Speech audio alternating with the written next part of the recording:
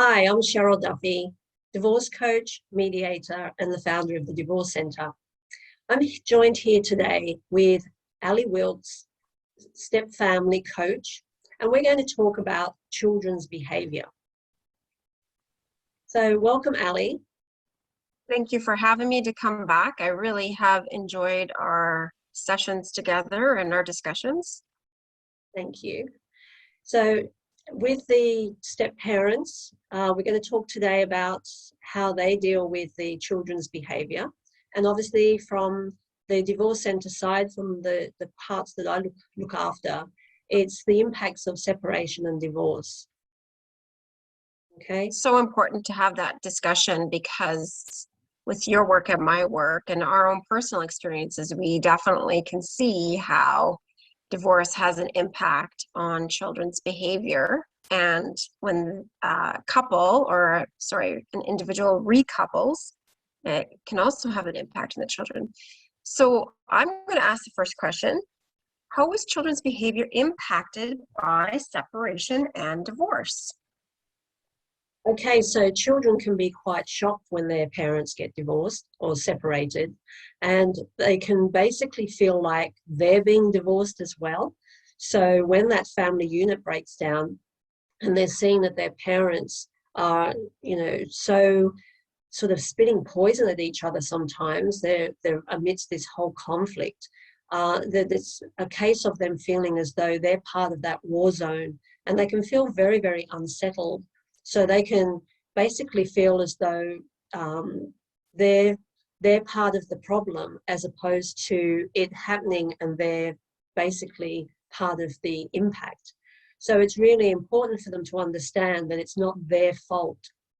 So parents should be able to sit down and talk with them about how the parents are no longer wanting to be together, but they are still a family, as in there'll be two loving homes for both of the children to thrive. Because I find that older children particularly, they can take it quite hard because they've been so used to their parents being together for such a much longer time than the young ones. So it's a case of them feeling like they've lost that sense of home. So they could be feeling, okay, we're going between mum's house and dad's house. So where's that sense of home for them? That stability and security disappeared to. So they can often feel as though they're sort of in between these two homes where they're not really having a base. So that can be difficult for them, and it can result in having some challenges with their behaviour, in the fact that they can go through the same grief cycle as the parents do, in the fact that they're going through that anger, they're going through that sadness. So it can reflect in their behaviours. So there can be, emotional outbursts where they're not sort of as happy or as compliant or being able to cope with the challenges of the separation. So the children can often, when they're young children, they can become quite clingy and feel quite anxious in case their primary care is going to leave as well. So they have a bit of that fear. And the older kids, they can blame the parent that's left, or they can blame both parents for their whole life being sort of in this turmoil. So there can be those impacts in their behaviour. So it'll be really interesting to know with children's behaviour not being, at their best, how do step parents handle the stepchildren in those situations? It is a challenge, to be sure.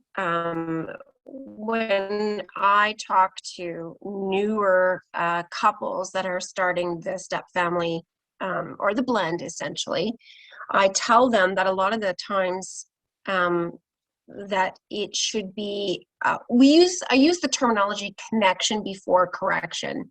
So that means that the person, the step parent that doesn't yet have the relationship with the child, obviously has to build that relationship before they start enforcing the rules. So making that relationship and building, essentially, it's not about discipline for the first little while.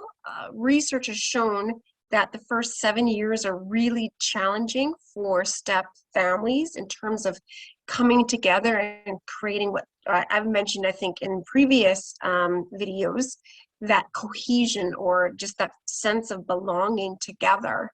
And discipline can be one of those really tricky spots for newly blended families. And so basically, I suggest that for the first few years, and I mean, you have to gauge that as well. It can be, it doesn't have to be the 7 years, but until that relationship is established.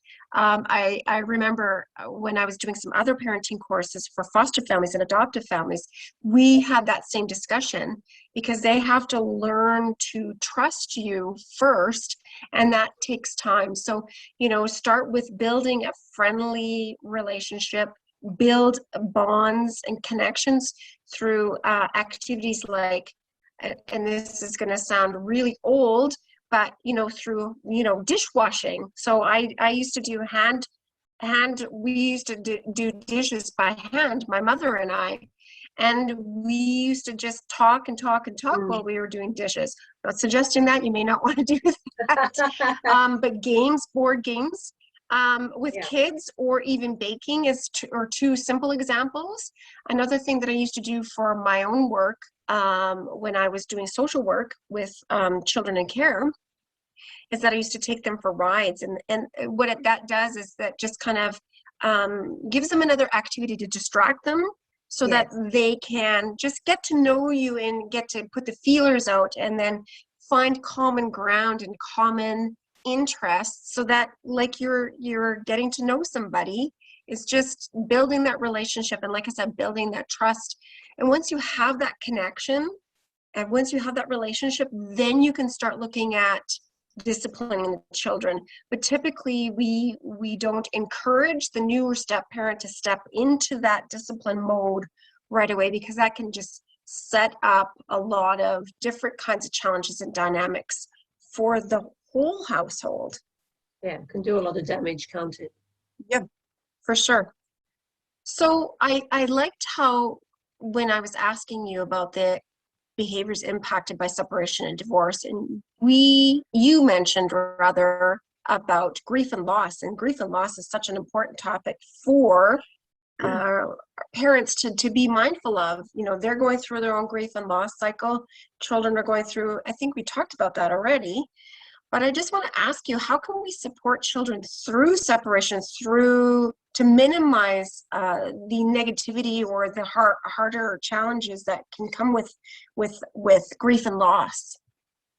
Well, it's about the parents reducing that chaos and that conflict.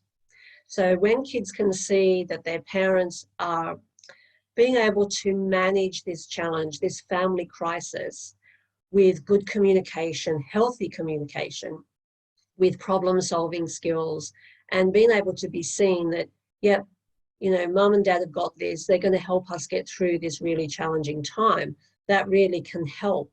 But when they're seeing their parents like two warring enemies, it can really be very difficult for them amidst all of this chaos and this conflict. And that's what does most of the damage to the children in this instance. So kids really rely on us to be able to support and protect them through life. And this is a challenge that we really need to help them. So we have to focus on the children, on their well-being and how this is all impacting them, rather than letting grief take over us as parents and be thinking how it's impacting us.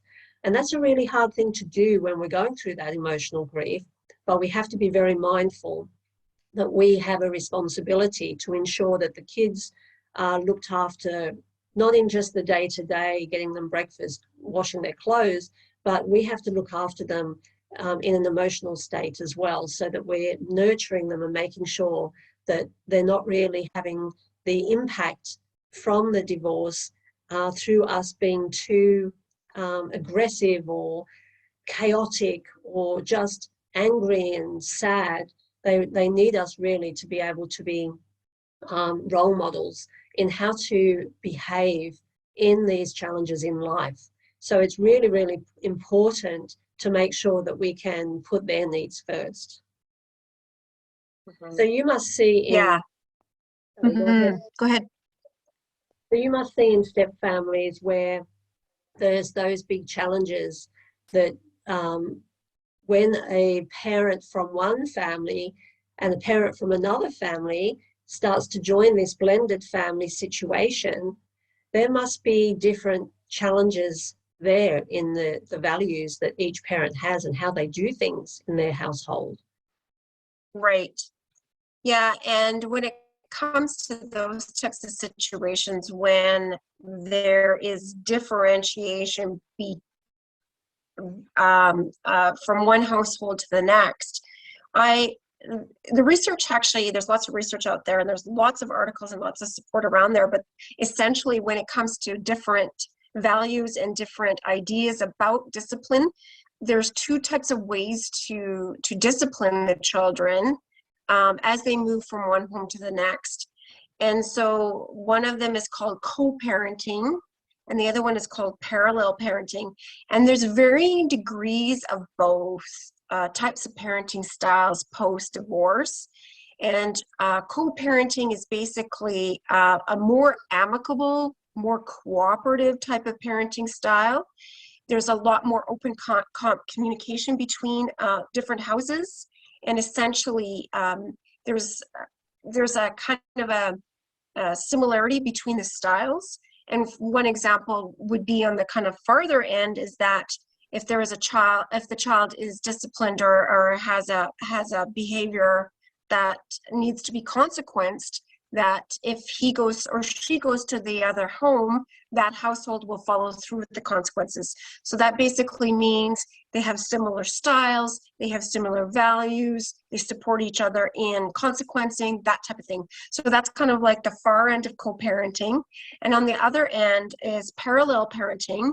And parallel parenting can also be of varying degrees.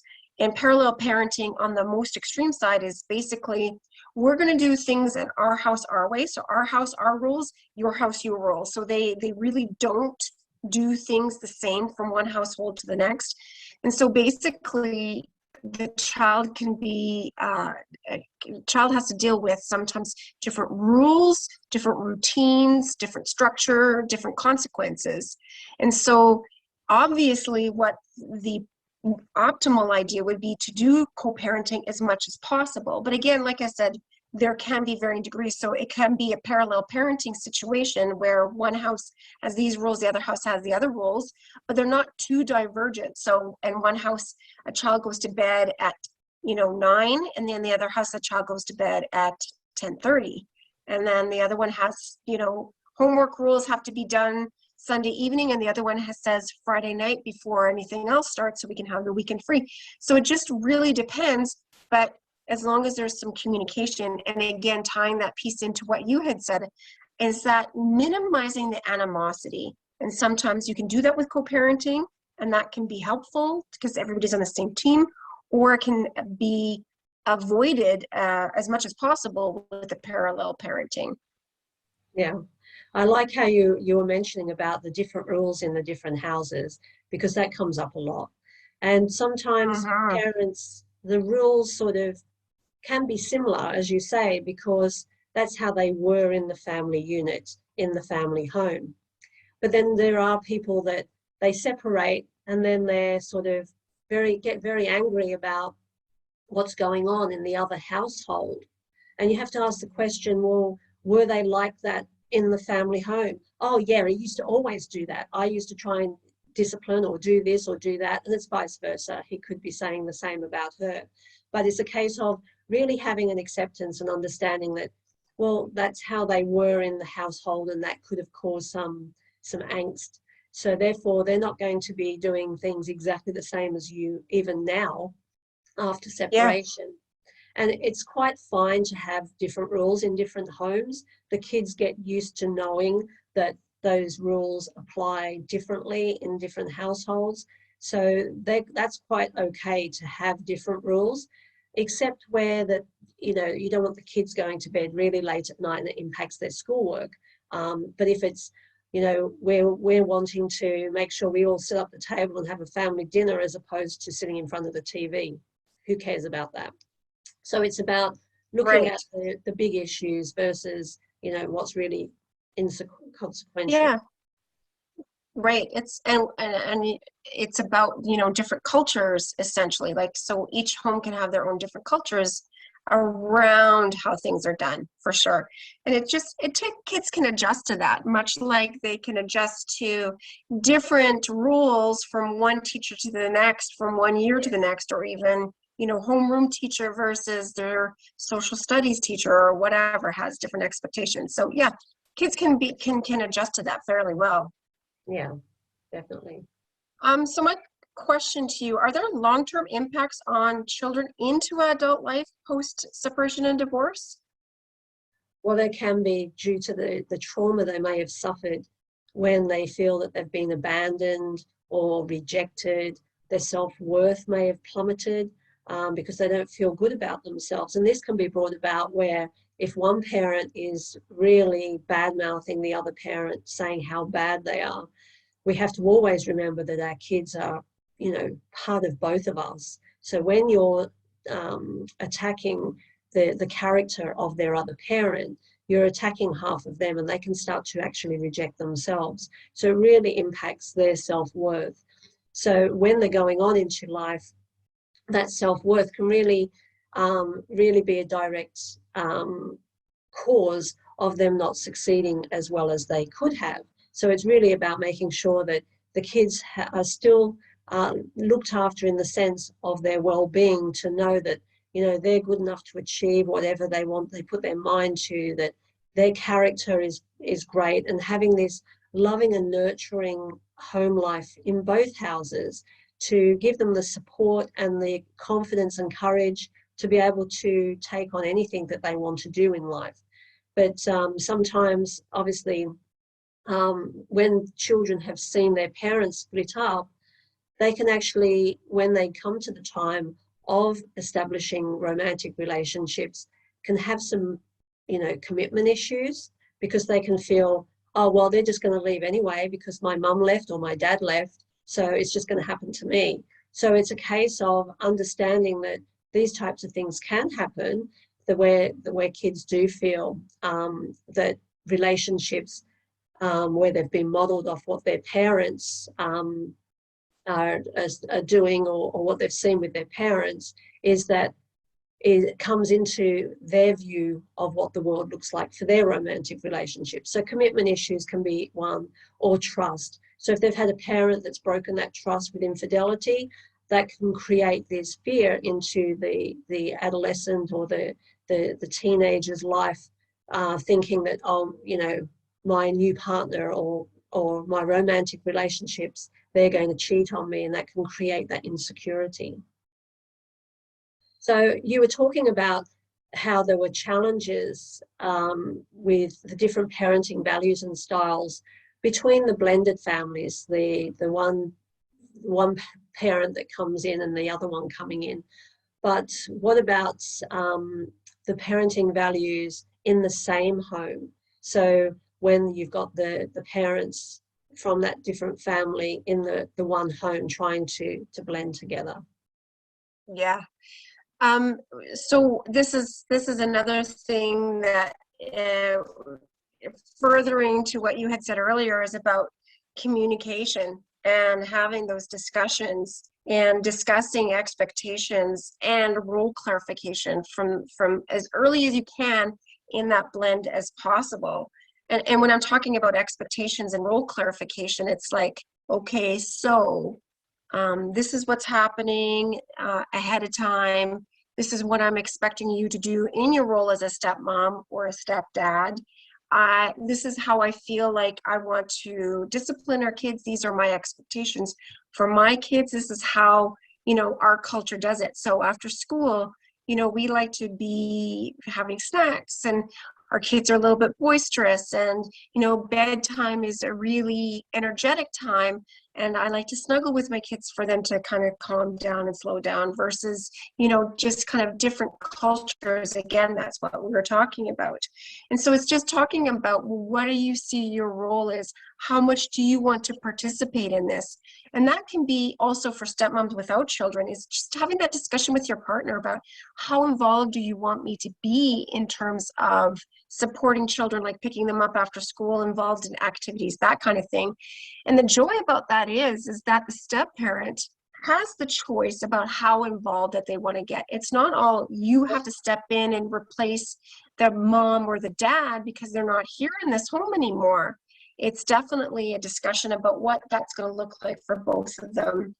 So it's also important for the spouses to have support around the decisions that are made. So oftentimes too, if there's a lot of conflict between the newer blended couple, if a bio parent has different values than the other bio parent. And so basically what I suggest then is, you know, mom, you're going to parent your own kids, and dad, you're going to parent your own kids. Sometimes those dynamics and those challenges can be overcome by what's called a family meeting. And so that's gathering everybody together, sitting everybody down and saying, okay, this is a problem for us as a family, and seeking everybody's input and having everybody get the opportunity to have their voice heard, which is really important and very empowering for kids to know that their opinion matters. And in that, it's also really important for kids to come up with the consequences around their behaviors. Okay, so if you break this particular rule, coming home late at night after curfew, how do we want to deal with this? And if everybody has a say, then they have a buy-in to the consequence. Well, you know, we had a discussion about what the consequence is for this, and this is what you said you wanted, so this is the consequence. And less argument and frustration on the part of kids and step parents, because they can just say, look, you know, we agree to these house rules. You can even write them down, and this is what you said. Yeah. So really, there's not much to debate right now. But again, going back to spouses then have to support each other.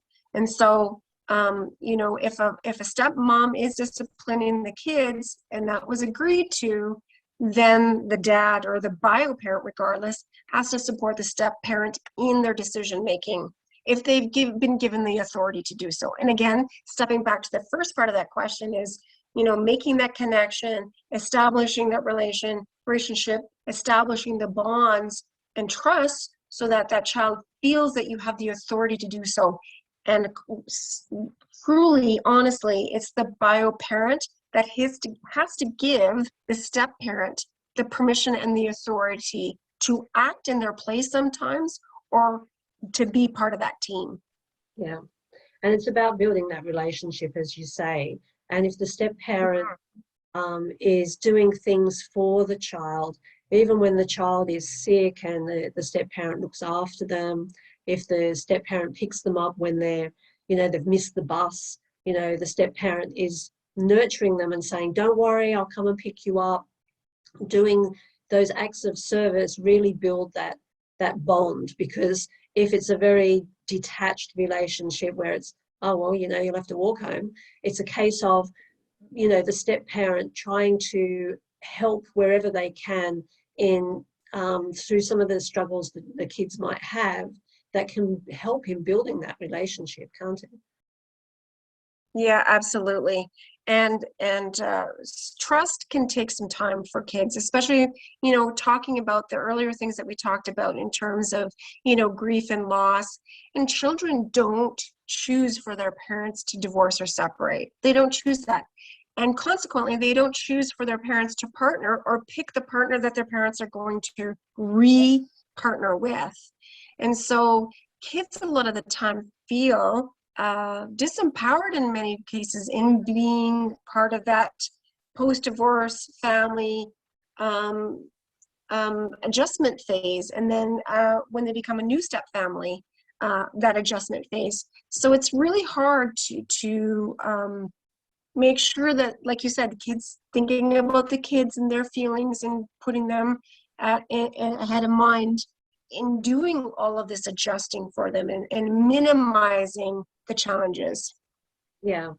Well, when you were saying that, that sort of kids feel that they've got no control in their life, they've had these things happen to them. So it's about trying to help them regain some of that autonomy.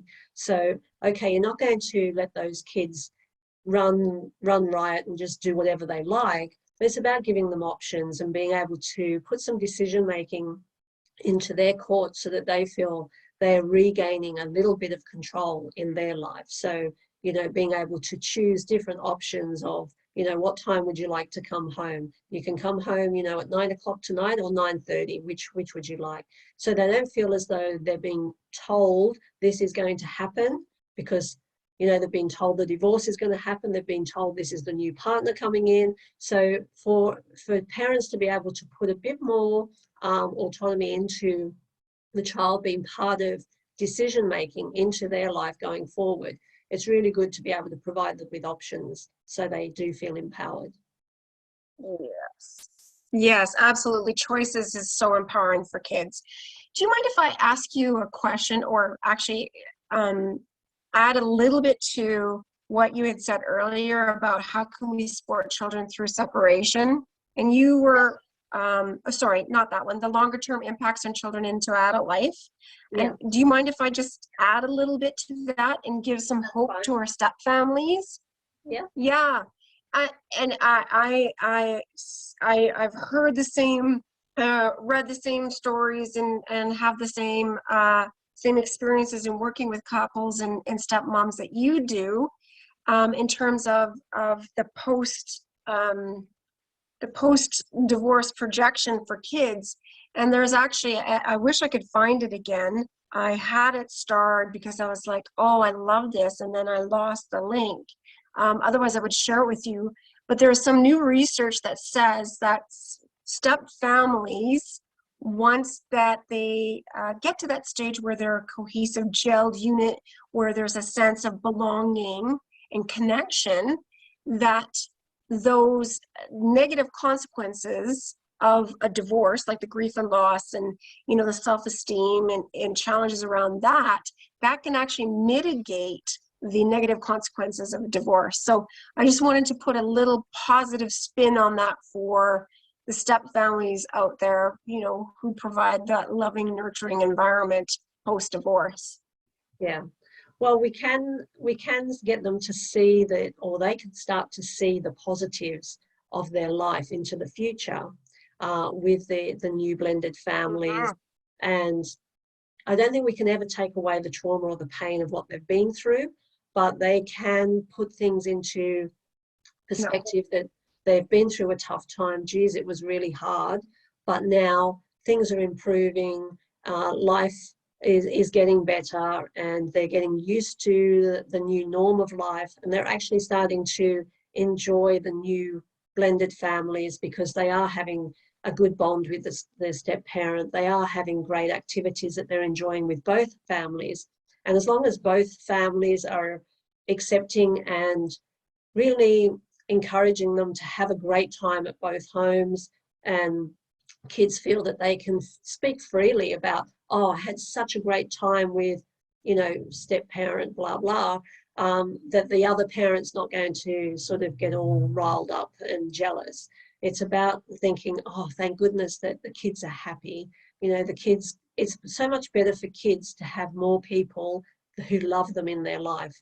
I'm a big believer of that, and it can really expand into, more blended families, their extended family loving those kids as well. So it's just bringing so many more people into their life that care and love them.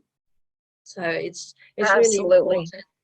It's so important at the onset of the separation and divorce, just to make sure that it's headed in the right path, because a lot of times when there's a lot of conflict, it just takes a lot longer for that norm to settle, with new family structures being created and being accepted. So it's really important for parents to really put the kids first, and making sure there's that healthy communication and minimizing conflict. Absolutely. Agree with you. So it was really great to talk to you today, Ali, as always.